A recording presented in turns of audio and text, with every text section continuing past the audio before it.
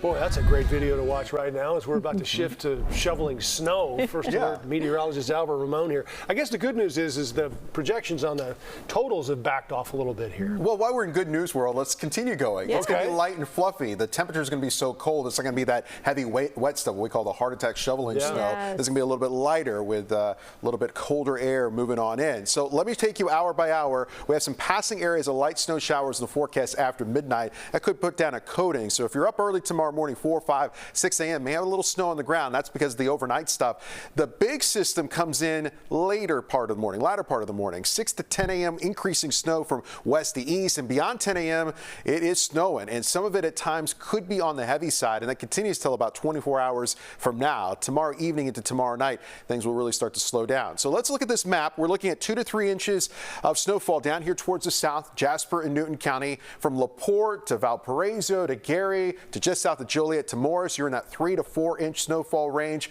and then you get into Cook County. So most of Cook County, the Loop, into places like Downers Grove, Naperville, Aurora to DeKalb, 4 to 6 inches for you. But there is a chance that we could have even higher totals than that. Some isolated amounts as high as 8 inches. It's still possible, albeit isolated, and it's going to be north of downtown here along the North Shore with lake enhancement. Winds strong off of Lake Michigan tomorrow afternoon could allow for snowfall rates of about 1 inch per hour. No snow on the Doppler radar right now. That'll change though just after midnight. We're looking at low to mid 20s on the map right now, and with strong winds off Lake Michigan. Feels like 9 with a wind chill right now at O'Hare. Feels like 14 with a wind chill at Midway. So you'll notice after midnight a couple of light snow showers building in from the west. This is a quick little disturbance that's in Omaha right now, and then the main storm system comes in tomorrow morning. There's 9 a.m. with still the best opportunity to snow out here towards the west and northwest, and then the radar fills in late morning into the afternoon.